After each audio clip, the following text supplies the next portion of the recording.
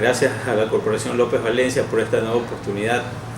Continuando acerca del seminario de Derecho Notarial, vamos a hablar el día de hoy acerca de los modos de constituir en mora sobre las obligaciones de las partes contractuales como tal.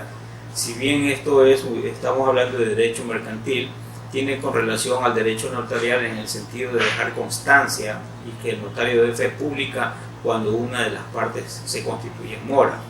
Ahora bien, para poder determinar esta situación de que una de las partes declare a otra la mora, hay que identificar varios aspectos, ¿sí? El primero, hay que determinar, de acuerdo a lo que establece el artículo 18, numeral 31, en concordancia con el artículo 1567 del Código Civil, en el que establece cuáles son las causales o las formas de poder constituir en mora. Y la primera causal es no haber cumplido la obligación. ¿Ya? Cuando ustedes suscriben un contrato como tal, si vemos doctrinariamente las formas de poder acordar, ¿no? Vemos que existen varios tipos de contratos: contratos de adhesión, contratos bilaterales, multilaterales, contratos gratuitos, contratos onerosos. Para efectos de poder determinar los tipos de obligaciones hay que tener en cuenta algo muy importante. Primero, cuando hablamos de un contrato gratuito, los contratos gratuitos, una de las partes se beneficia del contrato. Es decir, es un contrato por el cual no se paga un valor determinado, ¿sí? Los contratos gratuitos como tal constituyen que una de las partes da un bien o servicio determinado sin esperar beneficio de la contraparte. Al existir esta gratuidad, la doctrina establece, y también el Código Civil, de que estos tipos de contratos no contraen obligaciones, ¿sí? Entonces, para efectos de que ustedes puedan determinar si puede constituir en mora o no, recaen básicamente en los contratos onerosos. ¿Qué son los contratos onerosos? Los contratos onerosos son que una de las partes obliga a dar y la otra a entregar. Es decir, hay una obligación recíproca, hay una obligación mutua de ambas partes. Por ejemplo, uno se obliga a dar un bien o servicio determinado y otra parte se obliga a cancelar dicho valor.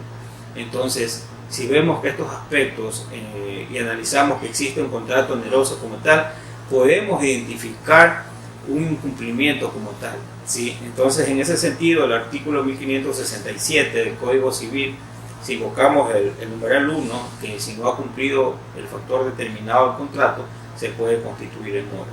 Ahora bien, para este efecto, como ya identificamos que podemos determinar que son los contratos onerosos, se deben de ustedes tener en cuenta el objeto contractual al momento de poder constituir en mora como tal.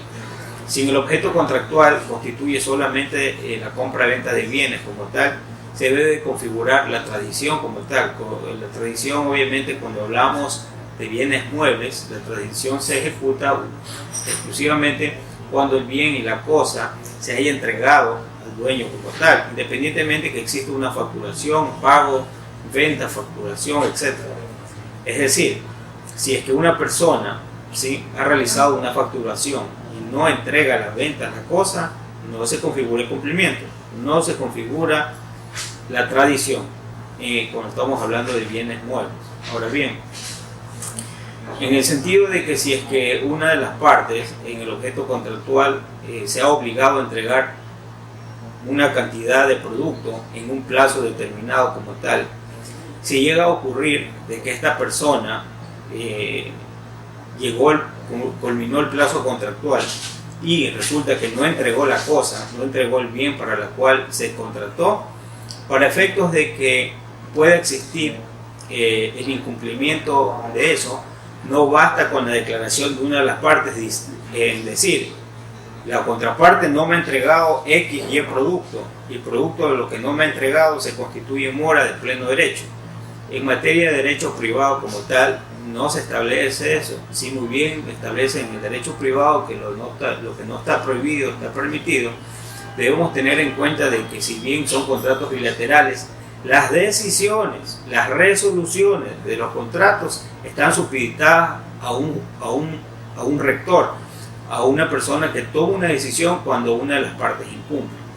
En ese sentido, entra el derecho notarial con la finalidad de que un servidor público, en este caso notario, justifique en su momento y dé fe pública el incumplimiento o la mora de una persona determinada. En ese sentido, podemos identificar ya el procedimiento para hacer constituir a una persona o una compañía en mora.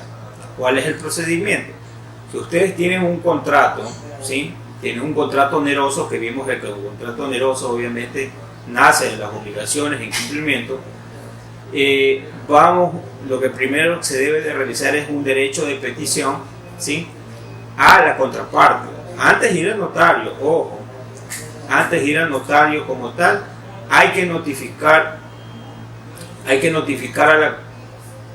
a la contraparte